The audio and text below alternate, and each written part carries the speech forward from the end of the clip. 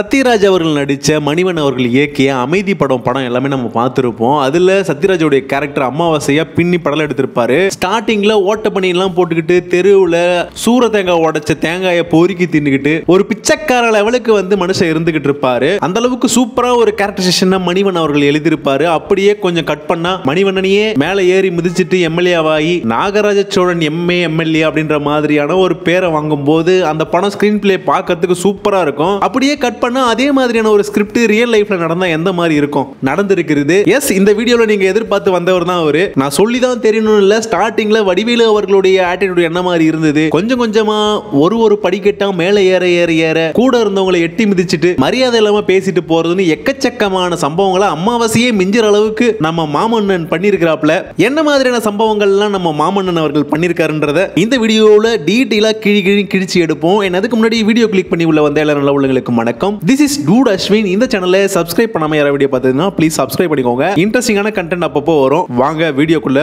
போலாம். உனக்கு வெக்கம், மானம், சூடு, சொரணை எதுவுமே கிடையாதா? No sudu, no sorne, no disturbance, absolute peace, love. என்னதான் கலைத்தாய் கலையை உள்ளுக்குள்ளார ஊட்டி வளர்த்தாலும் நடிப்பு திறமைய பல பேர் புகழற அளவுக்கு உங்களுக்கு கொடுத்தாலும் மனசார மனுஷனா ரொம்ப மட்டமான ஒரு இடத்துல தான் வச்சிருக்காங்க மக்கள் வடிவேல. ஆன் ஸ்கிரீன் ஆஃப் ஸ்கிரீன் அப்படியே ரெண்டு கட்டமா பிரிக்கலாம் வடிவேலோட வாழ்க்கைய. ஆன் ஸ்கிரீன்ல நிறைய பேரை சிரிக்க வச்சு நிறைய பேரை சந்தோஷப்படுத்தி ஒரு மகா கலைஞன்னு பேரு வாங்கின நீங்க அப்படியே கட் பண்ண ஆஃப் ஸ்கிரீன்ல நிறைய பேருடைய வாழ்க்கையில எக்கச்சக்கமா விளையாடிட்டு இருக்காரு. நீ எல்லாம் மனுஷனே இல்ல தெரியுமா அப்படின்ற மாதிரி கவுண்டமணி ஒரு படத்துல சொல்லியிருப்பாரு. அந்த கேரக்டர் அப்படியே வடிவேலுக்கு பொருத்தி பார்க்கலாம். எத்தனை சேட்டப் பண்ணி வச்சிருக்கான் அந்த மனுஷன். தனுஷ் கிட்ட இருந்து, விவேக் கிட்ட இருந்து, விஜயகாந்த் அவர்கள் கிட்ட இருந்து, சங்கர் கிட்ட இருந்து, சிம்புதேவன், காதல் சுகுமார், தன்னுடைய கூட நடிச்ச சின்ன சின்ன சக கலைஞர்கள், சிங்கமுத்துன்னு வடிவேலுக்கு எதிர்ப்பா இருக்கிறவங்கன்னு பார்த்தா எக்கச்சக்கமான பேர் இருக்காங்க. இப்படிதான் மனுஷங்களை சம்பாரிச்சு வச்சிருக்காரு வடிவேலு. ஜால்ரா தட்டிக்கிட்டு ஒரு சில கட்சி கூட சேர்ந்துக்கிட்டு நல்ல பேர் வாங்கிட்டு இருந்தாலும் அவர் கூட பழகணும் யாரும் திருப்பி அவர் கூட போய் பேசுறதுக்கான வாய்ப்பை ஏற்படுத்தாத மாதிரி தான் வச்சிருக்காரு. நிறைய இன்சிடென்ட்ஸ் இருந்தது. அதுல ஃபர்ஸ்ட் இன்சிடென்ட் நான் இங்க படிக்காதவன் படத்துல விவேக் அவர்களுக்கும் தனுஷ் அவர்களுக்கும் செம்ம காம்பினேஷன். ஃபர்ஸ்ட் ஒரு காம்பினேஷன் நல்ல ஹிட் ஆச்சு. வில்லு படம் கூட ரிலீஸ் ஆயிருந்தது. அந்த படத்துல வடிவேலு பண்ண காமெடியை விட படிக்காதவன் படத்துல விவேக்கும் தனுஷும் அவர்கள் பண்ண காம்பினேஷன் வேற லெவலுக்கு பட்டி தொட்டி வரைக்கும் பட்டை கலப்பிச்சு. இந்த படத்துல ஃபர்ஸ்ட் கமிட் ஆனது வடிவேலு அவர்கள் தான். வடிவேலு கொஞ்சம் பீக்குக்கு வந்ததுக்கு அப்புறம் தான் தன்னுடைய ஆட்டிடியூட் எல்லாமே கொஞ்சம் தெனாவட்டாவே போக ஆரம்பிச்சது. தனுஷ் அவர்களுடைய படம் வேற. அப்ப தனுஷ் பெருசா நேஷனல் அவார்ட்லாம் வாங்காம சாதாரணமா வளர்ந்து வந்துகிட்டு இருக்க ஒரு நடிகர் மாதிரி தான் இருந்தாரு. அப்போ இவர் கூட படம் நடிக்க போகுன்ற போது கொஞ்சம் தெனாவட்டும் அதிகமாவே இருந்தது வடிவேலு அவர்களுக்கு. எக்கச்சக்கமான டேக்ஸ் போயிட்டு இருக்க ஒரு மொமெண்ட்ல டைரக்டர் டென்ஷன் ஆகுறாரு. கொஞ்சம் பார்த்து பண்ணுங்க, சீக்கிரம் முடிங்கணும் அப்படின்ற மாதிரி சொல்லிட்டாராம். அதனால இவர் மேல இவெல்லாம் ஒரு ஆள், இவன் எனக்கு சொல்லி கொடுக்குறானா, இவங்க மாமனாருக்கே நான் தான் சொல்லி கொடுத்தேன் காமெடி சந்திரமுகியில, இவர் நம்மளுக்கு பாடம் எடுக்கிறாரா அப்படின்ற மாதிரி டென்ஷன் ஆனாராம். 13வது டேக்கு போகுது. தனுஷ் சார் கூட இருக்கிற ஹீரோஸ் யாரும் பேச மாட்டாங்க. இவர் டக்குன்னு என்ன சொல்றாரு, அண்ணா டைரக்டர் சொல்றதை கேளுங்க என்ன அப்படின்னு ஒரு முறை சார் ஒரு வடிவேலு சார் தனுஷ் சார். ரெண்டாவது படத்துல சுமன் அவருடைய காலை பிடிக்கிற மாதிரி ஒரு சீன் வரும். விவேக் அவர்கள் நல்லாவே காமெடியாவே பண்ணி இருந்திருப்பாரு. அந்த சீனை பண்ண சொன்னதுக்கு நான் பெரிய பருப்பு, என்ன போய் வேற ஒருத்தவங்க காலை பிடிக்க சொல்றீங்களே அப்படின்ற மாதிரி நினைச்சுக்கிட்டு ஷூட்டிங்ல சண்டை போட்டுட்டு இருந்திருக்காரு. அவருடைய ஆட்டிடியூட் ப்ராப்ளம் அங்க இருந்திருக்கு. ஒரு கட்டத்துல சொல்லாம கொள்ளாம கிளம்பியும் போயிட்டாராம். இந்த கருமத்தெல்லாம் பார்க்க முடியாத படத்தோடைய டீம் வடிவேலை கட் பண்ணி தூக்கிட்டு அந்த இடத்துல விவேக போட்டிருந்தாங்க. நல்ல வேலைப்பா நீ கிளம்பி போயிட்ட. நீ போனதுனாலதான் விவேக்குக்கும் தனுஷுக்கும் சூப்பரான ஒரு கெமிஸ்ட்ரி உத்தம புத்திரன்ல இருந்து விஐபி படம் வரைக்குமே அது கண்டினியூ ஆச்சு. அந்த அளவுக்கு நல்ல ஒரு காம்பினேஷனாகவும் இருந்தது. இவ்வளவு பெரிய சூப்பர் ஸ்டாரா இருக்கிற ரஜினிகாந்த் அவர்களே டைரக்டர் சொல்றதை தாண்டி பெருசா எதுவும் பண்ண மாட்டாரு. ஹம்புலா டைமிங்க்கு ரெக்வெஸ்ட் பண்ணி தான் ஏதாவது ஒரு சஜஷன் இருந்தாலுமே சொல்லுவாப்ல. ஒரு 4 படம் ஹிட் ஆகி ஒரு நல்ல ஒரு பேர் வாங்கிட்டதுக்கு அப்புறமா இந்த அளவுக்கு ஒரு தலகணத்தோட ஒரு ஷூட்டிங் ஸ்பாட்ல எவனும் இருக்க மாட்டான். ஆனா வடிவேலு இருந்தது. அதனாலதான் திருப்பி வடிவேல இந்த ஒரு பெரிய பிரச்சனைக்கு அப்புறம் யாரும் கிட்ட கூட சேர்த்துக்க மாட்டாங்க. தெருநாயை அடிச்சு துரத்துற மாதிரி தொடுத்திட்டு இருக்காங்க. அண்ட் சினிமா இண்டஸ்ட்ரியில வடிவேலு பண்ண ஒரு இன்ட்ரெஸ்டிங்கான ஒரு சம்பவம் தன்னை தூக்கி விட்டவர்களுக்கு முதுகுல குத்துன சம்பவம் தான் அது. 23ஆம் புலிகேசி வடிவேலு அவர்கள் ஃபர்ஸ்ட் ஹீரோவா நடிச்சு ஃபுல் ஃபிளெஜ்டா ஒரு சூப்பரான ஒரு படம் வந்தது. அந்த படத்தை தயாரிச்சது டைரக்டர் சங்கர் அவர்கள். வடிவேலுடைய ஏர்லி ஸ்டேஜ்ல நல்ல நல்ல படங்களை வடிவேலு அவர்களுக்கு கொடுத்தாரு. காதலன் படத்துல, முதல்வன் படத்துல நல்ல நல்ல வாய்ப்புகளை கொடுத்திருந்தாரு. அவரு வடிவேல ஹீரோவா வச்சு ஒரு படம் பண்றாரு. அவருடைய அசிஸ்டன்ட் சிம்புதேவரன் டைரக்டர் ஆகியிருக்காரு. நல்ல ஒரு ஸ்கிரிப்ட், ஒரு மிகப்பெரிய வெற்றி படமாவும் அமைஞ்சது. அந்த படத்துடைய சீக்வல் எடுக்கிற பேர்ல ஆரம்பிச்சு 10 கோடி ரூபாய்க்கு செட் எல்லாம் போட்டு படம் ஷூட்டிங் பாதியில நிக்குது. வடிவேலு அவர்கள் தன்னுடைய சேட்டையெல்லாம் காட்ட ஆரம்பிச்சிருக்காரு. நான் நான் பண்ற மாதிரி தான் பண்ணணும், நான் பண்ற காஸ்டியூம் தான் வைக்கணும், நான் பண்ற ஆர்டிஸ்ட் போடணும், அப்படி எல்லாத்தையுமே நீங்களே பண்ணிட்டு போனா டைரக்டர்னு ஒரு ஆள் எதுக்கு இருக்கணும்? சும்மா உட்காந்துக்கிட்டு எல்லாத்துலயும் தலை நொட்டிட்டு இருந்தா பணம் போடுற ப்ரொடியூசருக்கும் காண்டு தான் வரும், படத்தை எடுக்கிற டைரக்டருக்கும் காண்டா தான் ஆகும். அது மட்டும் இல்லாம சிம்பு தேவனா அவன் இவன் சொல்றதும், அவனுக்கு வேலை தெரியாதுன்னு சொல்றதும், ஒருமையில பேசுறதும் ரொம்ப கேவலமான புத்தி தான் வடிவேல் அவர்களுக்கு இருந்தது. டைரக்டருக்கான அவன் வந்து என்ன செய்வான்னு கேட்டீங்கன்னா சும்மா நிற்பான்.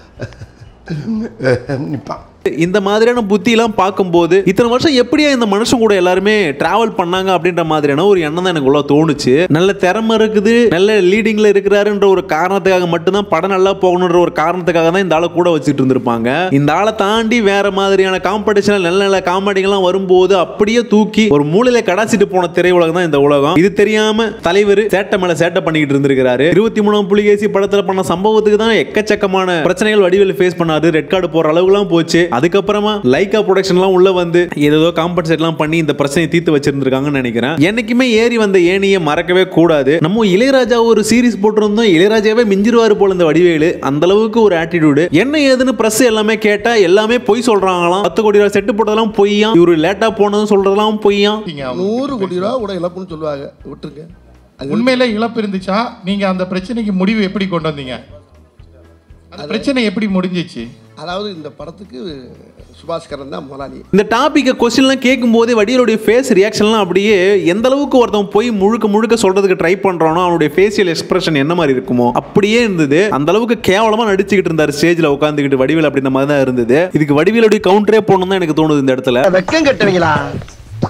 இதுக்கு எதுக்குடா வெள்ளையங்கிலி மாலைன்னு வடிவேலு பண்ண ஒரு எச்சத்தனமான வேலை வந்து காதல் சுகுமார் அவர்களை கண்ணா பின்னா போட்டு அடிச்சு அனுப்பின ஒரு விஷயம் தான். ரீசெண்டா ஒரு இன்டர்வியூல கூட அதை அவரே சொல்லியிருப்பாரு. வடிவேலு ஏர்லி ஸ்டேஜ்ல வந்து ஒரு லுக் இருந்திருக்கும், அதே மாதிரி லுக்ல தான் காதல் சுகுமார் அவர்கள் இருப்பாரு. அதே மாதிரியான கலர் டோனு ஃபேஸ் எல்லாமே அவர் மாதிரியே ஒத்து போகும். டூப்பா போட்டா சூப்பரா இருக்கும். அந்த அளவுக்கு இருந்த ஒரு காதல் சுகுமார் ஒரு சில படங்கள்ல வடிவேலு இமிடேட் பண்ற மாதிரியான ஸ்டைல்ல டைரக்டர் கேட்க அதே மாதிரி இவரும் நடிச்சு கொடுத்திருக்காரு. எங்க நம்மள மாதிரியே பண்ணி இவன் நம்மள ஓவர்டேக் பண்ணிட்டு போயிடணும் அப்படின்ற மாதிரியான ஒரு எச்ச புத்தியில முத்துக்கால போண்டாமணி இவங்க 2 பேரையும் சொல்லி காதல் சுகுமாரை கூப்பிட்டு வச்சு என்ன மாதிரி நடிச்சுக்கிட்டு இருக்காமே அப்படின்ற மாதிரிலாம் கேட்டு பலபலன்னு பொளந்து விட்டு அந்த மனுஷனை அழ வச்சு அனுப்பியிருக்காங்க. ஒவ்வொரு கம்பெனியா போய் என்ன மாதிரி நான் நடிப்பேன்னு சொல்றீங்களாமே, பேசிட்டே இருக்கும்போது என்னடா ஏத்து பேசுறா அப்படின்னு பின்னால ஒருத்தர் வேகமா பிடிச்சி கைதள்ளி கீழே விட்டாரு. அண்ணே இனிமே நான் எதுவும் பண்ண மாட்டேனே, ஊரை விட்டு ஓடிடுறேனே அப்படின்னு சொல்லி ஒரு கசப்பான சம்பவம் அங்க நடந்தது. வீட்டில் போய் பொண்டாட்டிக்கிட்ட அழுன்னு அழுது இருக்கிறார் அந்த மனுஷன். அந்த அளவுக்கு ஒரு மட்டமான ஒரு மைண்ட் செட்ல தான் வடிவேல் அவர்கள் இருந்திருக்காரு. இது எல்லாமே பெருசா வெளியே தெரியல. எப்பயுமே திரையில மக்கள் எதை பாக்குறாங்களோ அதுதான் கண்மூடித்தனமா நம்பிக்கிட்டு இருப்பாங்க. சினிமா இண்டஸ்ட்ரிக்குள்ளார இருக்கிறவங்க, சினிமாவை சுத்தி இந்த பத்திரிகையாளர்கள், சக நடிகர்கள், இவங்களுக்கு தான் இந்த திரையில இருக்கிறவங்களுடைய உண்மையான ஃபேஸ் எல்லாருக்குமே தெரியும். நீங்க என்னதான் மறைச்சு இந்த மாதிரியான விஷயங்கள் பண்ணாலும் ஒரு கட்டத்தில் வெளியே வரதான் போகுது. இது நல்லது பண்ணாலும் சரி, கெட்டது பண்ணாலும் சரி. காதல் சுகுமார் சம்பவம் இந்த மாதிரி ஒரு இன்ட்ரெஸ்டிங்கான ஒரு சம்பவமா இருந்தாலும் வடிவேல் அவர்கள் வாழ்க்கையில மறக்க முடியாத ஒரு சம்பவம். ஏன்டா நம்ம இந்த வார்த்தையை விட்டுன்ட்டு வாழ்க்கை முழுக்க நினைச்சுக்கிட்டு இருக்க மாதிரியான ஒரு சம்பவம் வந்து 2011 எலெக்ஷன் டைம்ல விஜயகாந்த் அவர்களை வந்து கேவலமா பேசி கேம்பெயின் பண்ண மொமெண்ட் தான். அதனால தன்னுடைய வாழ்க்கையில ஒரு 13 வருஷத்தை அப்படியே முழுங்கி வீணா போய் உட்கார்ந்துகிட்டு இருந்த மனுஷன் கனவுல கூட நினைச்சு பார்த்துட்டு இருக்க மாட்டாரு இந்த மாதிரியான ஒரு சம்பவம் நடந்திருக்குன்னு சொல்லிட்டு. விஜயகாந்த் அவர்கள் மேல இந்த அளவுக்கு வன்மத்தை கக்கிறதுக்கு ஒரு சிம்பிளான ஒரு சம்பவம் தான் நடந்தது. நிறைய பேருக்கு தெரிஞ்சிருக்கும். வடிவேல் அவர்கள் விஜயகாந்த் இருக்கிற தெருவழியே ஒரு வீடை ஒன்று வாங்கியிருக்கிறாரு. அங்க யாரோ இறந்துருக்காங்க விஜயகாந்துக்கு தெரிஞ்சவங்க. வடிவேல் அவர்கள் வீட்டு முன்னாடி காரெல்லாம் நிறுத்திருக்காங்களாம். ஒரு இளவு வீடு இருந்துன்னா பக்கத்து வீட்டில் இருக்கிறவங்க எல்லாருமே உதவி தான் பண்ணுவாங்க. வாங்க தண்ணி கொடுப்பாங்க, இதை பண்ணுங்க அதை பண்ணுங்க, ஹெல்ப் தான் பண்ணுவாங்க. என் வீட்டில் காரை நிறுத்தாத, மயிரை நிறுத்தாத, இதெல்லாம் ஒரு சாக்காயா? அந்த அளவுக்கு அப்படி அல்ப புத்தி. காரை நிறுத்தியதுல உனக்கு என்னையா வந்து ஏறிக்க போகுதுன்னு தெரியல. உன் வீட்டு உள்ள காரை எதுவும் சொருனாங்களா இல்ல பார்க்கிங்ல விட்டாங்களா அப்படின்ற மாதிரி தான் இந்த விஷயத்துல கேள்விப்படும் போது எனக்கு இருந்தது. இந்த விஷயத்துல கைகலப்பாகி பிரச்சனை ஆகி போச்சு விஜயகாந்தருடைய சைட்ல இருந்து. இத்தனைக்கும் விஜயகாந்த் நேரடியா இந்த விஷயத்துக்குள்ள வந்திருக்க மாட்டாரு. அவருடைய தொண்டர்கள், அவங்க சொந்தக்காரங்க ஏதோ ஒரு பிரச்சனை தான் நடந்திருக்குன்னு தோணுது. விஜயகாந்த் அவருடைய ஆதரவாளர்கள் வடிவேலு விட்டு அடிச்சு கல்ல விட்டு எரிஞ்சதெல்லாம் இந்த மாதிரி சம்பவம் நடந்ததுக்கு அப்புறம் அதுல இருந்து தான் விஜயகாந்துக்கும் வடிவேல் அவர்களுக்கும் பெரிய பிரச்சனை நடக்க ஆரம்பிச்சது அப்படின்ற மாதிரி தியாக அவர்கள் ஒரு இன்டர்வியூல சொல்லியிருந்தாரு. இந்த ஒரு பிரச்சனைக்கு இந்த அளவுக்கு கேவலமா ஒரு மனுஷன் இறங்கி பேசுவான்றது வந்து சத்தியமா என்னால நினைச்சு கூட பார்க்க முடியல. ஒரு வீட்டுல பக்கத்து வீட்டுக்காரன் சண்டை போட்டாலும் மேடையில மைக்கு கிடைச்சதுன்னு சொல்லிட்டு இத்தனை பேர் முன்னாடி இவ்வளவு கேவலமா பேசுவாருன்னு யாரும் நினைச்சு கூட பார்த்திருக்க மாட்டாங்க. கல்யாண மண்டபத்துல 2 தூணை நட்டுட்டாங்களாம். அதனால டிஎம்கேவை எதிர்த்துக்கிட்டு கட்சி ஆரம்பிச்சு விஜயகாந்த் அவர்கள் வந்துட்டாராம் அப்படின்ற மாதிரி கலாய்கிற மாதிரி சொன்னாரு. வீட்டு முன்னாடி 2 கார் நிறுத்தினான்றதுக்கே நீ இந்த அளவுக்கு பொங்கிட்டு வரைய ஆசாசியா அவ்வளவு பெரிய மண்டபத்துல முக்காவாசி மண்டபத்தை வெட்டி எடுத்து அங்க கோயம்பேடு பிரிட்ஜை கட்டிட்டு பார்க்கும்போதெல்லாம் வயிறு எரியாதா? இதே இடத்துல நீ உன் வீட்டுல ஒரு முக்காவாசி வீட்டை இடிச்சு முடிச்சிட்டு அந்த இடத்துல ஒரு பிரிட்ஜ் போச்சுன்னா தக்காளி உயிரே விட்டுருப்பாப்புல வடிவேலு. அந்த அளவுக்கு அல்பத்தனமான புத்தி வச்சுக்கிட்டு இருக்க வடிவேலு விஜயகாந்த் அவர்களை பத்தி கேவலமா பேசுறதெல்லாம் என்னால டைஜஸ்ட் பண்ணவே முடியல. யாராலுமே அதெல்லாம் யோசிச்சு கூட பார்த்திருக்க முடியாது. எப்ப பாரு தண்ணியிலே இருக்கிறாராம், தண்ணியில இருக்கிற கப்பல்ல இருக்கிறவன் தான் கேப்டனா, எப்ப பாரு தண்ணி போட்டு இருக்கிறவன் கேப்டன் கிடையாது அப்படின்ற மாதிரியும் ஒரு மேடையிலேயே ஒரு ஸ்டடியா நிக்க முடியலையா இவரை போய் எதிர்க்கிறது அவளுக்கு கேவலமா இருக்குதான். கேவலத்தை பத்தி எல்லாம் பேசுறதுக்கு வடிவேலுக்கு அருகதையே கிடையாது எனக்கு தெரிஞ்சு. வடிவேலு அவர்கள் விஜயகாந்த் அவர்கள் சிஎம் ஆகணும்னு ஆசைப்பட்ட நீ சிஎம்னா நான் பிரதமர் அப்படின்ற மாதிரியும், நீ கருப்பு எம்ஜிஆர் கருப்பு நேரு அப்படின்ற மாதிரியான வார்த்தைகளை ரொம்ப கேவலமான எண்ணத்தோட தேர்தல் பிரச்சாரம் பண்ற பேர்ல தன்னுடைய மனசு இருந்த வன்மத்தை எல்லாத்தையுமே கொட்டி தீத்தாருன்றது அந்த இடத்துல நிதர்சனமா உண்மையா இருந்தது. எல்லாத்தையும் மேலந்து பார்த்துக்கிட்டு இருக்க கடவுள் அந்த எலெக்ஷன்ல டிஎம்கே படுதோல்வி அடைய வச்சு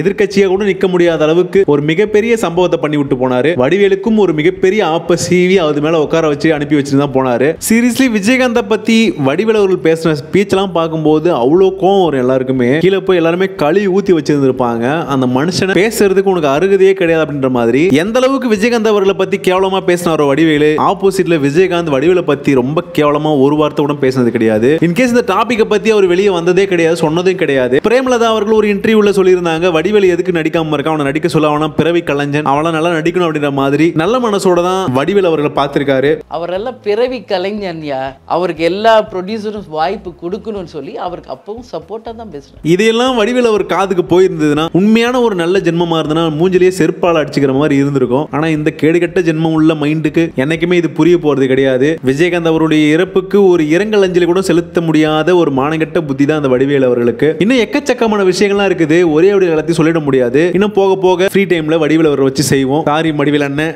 உங்க கண்டென்ட்டை வச்சு நிறைய வீடியோஸ் பண்ணியிருக்கோம். ஆனா இன்னைக்கு நீங்களே கண்டென்ட் ஆயிட்டீங்க. இந்த வீடியோ குறித்த கருத்துக்களை கீழே கமெண்ட்ஸ்ல கமெண்ட் பண்ணுங்க. இன்னொரு வீடியோ சந்திக்கிறேன். Bye from டுடேஸ்வின்.